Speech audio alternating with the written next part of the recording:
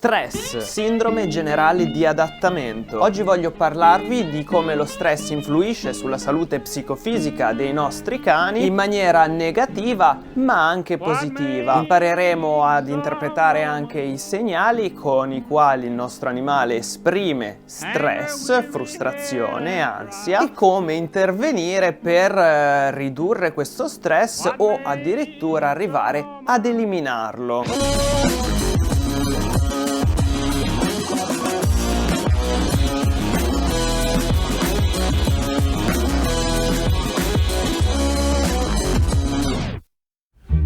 Lo stress è uno stato dell'organismo caratterizzato da una sindrome di adattamento. Tale sindrome è determinata da diversi fattori che noi chiamiamo stressor, che sono fattori esterni che generano appunto questa risposta nell'organismo. Vale a dire che quando noi stiamo riscontrando qualcosa che non conosciamo, andiamo incontro a degli stress affinché noi ci adattiamo alle nuove situazioni. Gli stressor sono degli stimoli. Uno stressor può essere ad esempio botti di Capodanno. Il botto è uno stressor che causa nell'organismo cane una risposta. Il fisiologo austriaco Hans Seyle, si pronuncia così, la pronuncia scusate non so se sia corretta, identificò 3 fasi di questa sindrome di adattamento GAS. La prima fase è quella dell'allarme o allerta, ossia il soggetto si rende conto dello stimolo e va in attenzione, o meglio l'organismo si prepara ad affrontare una situazione che potrebbe essere di pericolo. Pensate sempre all'istinto di sopravvivenza. Nel secondo stadio lo stressor persiste e l'organismo cerca di adattarsi a questo stimolo. Nel terzo stadio abbiamo la fase di esaurimento, ossia quando lo stimolo smette di esistere, per esempio smettono i botti, quello stressor svanisce e quindi il nostro cane a quel punto ritorna alla fase iniziale di normotensione. Maggiore sarà il tempo a cui l'organismo, cioè il cane, è stato sottoposto allo stimolo stressor, tanto più tempo ci vorrà perché il cane ritorni a calmarsi. Per questo quando siete in passeggiata e il cane è pieno di stimoli che lo stressano, vi dico vi dovete fermare tanto, perché per ogni 10 minuti che il cane è stressato dovrete star lì altri almeno 10 minuti per ricalmarlo una volta che gli stimoli se ne sono andati via. Vi ho detto che non tutto lo stress viene per nuocere e adesso vi spiego perché. Distinguiamo in 2 grandi categorie lo stress. Abbiamo da un lato il distress, ossia quello che causa delle risposte negative e a lungo andare può avere delle conseguenze dannose sull'organismo. Dall'altro lato invece abbiamo uno stress positivo che si chiama eustress. Sempre Seyle, questo fisiologo austriaco di cui non riesco a pronunciare il nome, coniò questo termine eustress per definire appunto uno stress positivo. Quando noi andiamo incontro all'apprendimento o appunto siamo in una situazione nuova, è normale andare incontro a stress. Questo stress può portare a un risvolto positivo. Quando noi studiamo qualcosa di nuovo, ci stiamo istruendo, questo sforzo ci fa bene, ma ovviamente andiamo incontro a stress. Lo stress moderato può giovarci. Un'altra cosa appunto è il distress, quando noi viviamo delle situazioni che il nostro organismo non riesce a reggere, non riesce a gestire. Vi ricordo, è inevitabile che lo stress emerga in una situazione o in un'altra. L'importante è che questa cosa non sia prolungata nel tempo e di tener ben conto del limite di sopportazione del vostro cane. Quindi per risolvere una situazione stressante, se il mio cane ha paura dei luoghi affollati, lo devo portare in un posto dove vada in stress ma non troppo. Con la mia cucciola ho avuto un anno bello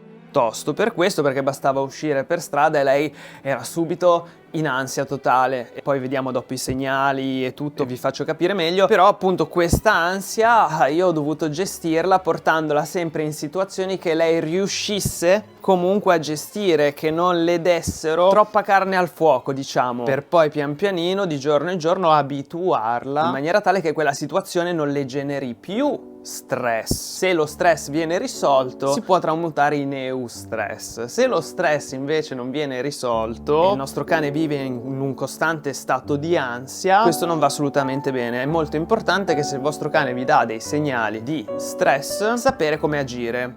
E poi vediamo come. Vediamo adesso quali segnali di stress ci dà il nostro cane che noi possiamo interpretare facilmente semplicemente osservando il suo comportamento. Iperattività. Il nostro cane mostra agitazione e quindi continua a muoversi, ad agitarsi o a fare scatti, a scappare all'indietro, fare queste cose qua. Tremare frequentemente, che può essere interpretato come paura. La paura ha una componente di stress. L'agitazione è uno stato di stress. Ovviamente un cane eccitato perché è felice, perché c'è la pallina, non è una cosa per forza negativa come un cane che invece sente chiudersi la porta e inizia a tremare così. E ogni segnale comunque va interpretato. Quindi cerchiamo un po' di non settorializzare le cose, ma di vedere proprio il disegno generale. Scrollarsi spesso è un segnale di stress, ma è anche un segnale pacificatore, ma poi farò un video al riguardo. Sbadigli frequenti, anche questo è un segnale pacificatore, un segnale calmante per scaricare la tensione. Non significa che il vostro cane ha sonno, è proprio un segnale di scarico di stress. Scrollarsi, sbadigliare, leccarsi le labbra, grattarsi, sono tutti segnali pacificatori. Aumento della salivazione, pupille dilatate, bocca aperta, respiro affannoso, vocalizzi. Spesso il vostro cane, magari quello che faceva la mia cucciola, ha dei vocalizzi che voi interpretate come il mio cane è aggressivo nei confronti delle persone, ma magari lei è stressata in quel momento e nell'agitarsi, muoversi così le viene da abbaiare, ma potrebbe anche attaccare o scappare. Perdita di pelo, frequenza cardiaca accelerata, distruttività. Un cane stressato è un cane che distrugge. Io aggiungerei pure il mordersi la coda e leccarsi compulsivamente. Questo è interessante, pure la mia cucciola lo faceva. La sudorazione dai cuscinetti. Ve ne accorgete perché quando cammina lascia le impronte. Quindi vedi questo cane che va in giro così, con gli occhi sbarrati, pupille dilatate, bocca aperta, salivazione. Lei non tremava, però accelerazione del battito, agitazione, attaccare, scappare, abbaiare, tutte cose che lei faceva e sono segnali di stress. Adesso lei non le fa più, quindi è un cane meno stressato e più sano. Un'altra cosa è che lo stress agisce pure sul sistema digestivo. La noradrenalina, che è l'ormone responsabile della risposta d'attacco o difesa, agisce sulla fisiologia gastrointestinale, causando quindi dei problemi digestivi. Un cane molto agitato, molto stressato può avere spesso feci chiare e molli dovuto proprio a questo. Adesso il motivo per cui tutti siete qua, penso, vediamo come affrontare le situazioni stressanti e come eliminare o comunque come gestire il nostro cane per abbassare questi livelli di stress. Al primo punto io ci metto questo: se voi utilizzate metodi coercitivi nell'addestrare i vostri cani o comunque impartite le regole in maniera molto rigida, il vostro cane sarà un cane molto stressato. Ecco un motivo per cui i metodi coercitivi non sono metodi validi, è perché appunto causano stress al vostro cane. Invece l'addestramento deve mirare al benessere del nostro cane e a creare un bel rapporto. Ci sono situazioni in cui il cane ci impone di avere un pochino più di polso, perché se ho un cane che mi morde e al guinzaglio mi salta addosso non dovrò cedere, però non bisogna essere coercitivi, non bisogna far male al cane o essere rigidi per ottenere quello che vogliamo da loro, perché questo crea uno stato costante di ansia nel cane. Se dovete introdurlo a una situazione nuova, qualunque essa sia, che sia andare in macchina, andare dagli amici, andare in centro, qualsiasi situazione nuova, o anche spazzolarlo, lavargli i denti, gli va proposta progressivamente. Non gettatelo dentro le situazioni e poi vi ritrovate con un cane che, oddio, che cosa sono i mezzi pubblici. Dovete abituarlo piano piano. Dovrò portare il mio cane sul tram tutti i giorni. Non vado sul tram e faccio 20 fermate. Vado alla fermata del tram e guardo il cane come reagisce al rumore del ferro, delle rotaie, come reagisce all'aprirsi delle porte, alle persone che salgono, alle persone che scendono, gli ombrelli che si aprono, le porte automatiche. Sono tanti gli stimoli che possono essere stressanti per il nostro cane e noi dobbiamo introdurglieli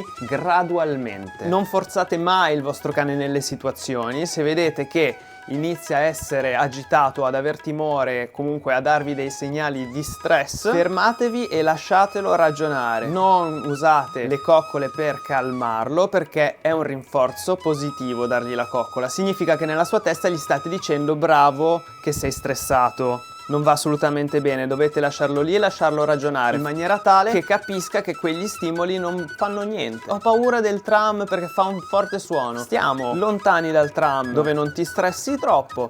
Ci mettiamo qui, aspettiamo e ti abituo che il tram passa e ripassa tutto il pomeriggio e non succede niente di male. Una volta che il cane avrà smesso di essere stressato perché ha normalizzato lo stimolo tram, potrò dirgli che è stato bravo e dargli una coccola a quel punto. Così lui capisce che deve stare tranquillo e non c'è niente da temere. Addestrateli perché addestrandoli loro acquisiscono un'autostima incredibile. Questa gli aiuta a superare le loro insicurezze, le difficoltà della vita. Crea un rapporto incredibile con noi, il nostro cane si fida di noi, si stressa di meno perché si sente meno solo nel mondo. Fate il problem solving, gli mettete i cassettini da aprire con dentro il cibo e lui da solo deve capire come fare. Fate clicker training se sapete farlo, shaping, tutte cose che aiutano a monte qui dentro per superare poi a valle le cose che possono succedere, ecco, i disturbi che possono emergere nel tempo. Lasciateli dormire, non sovraeccitateli perché il cane dorme intorno alle 14-15 ore al giorno tranquillamente. Se gli date i giusti orari, la giusta percentuale di esercizio fisico, esplorazioni, gite e sonno, il vostro cane sarà un cane più rilassato. Troppo forte, puff e sparisco. If she's in reach of a razor, sweet Papa Huncho ho.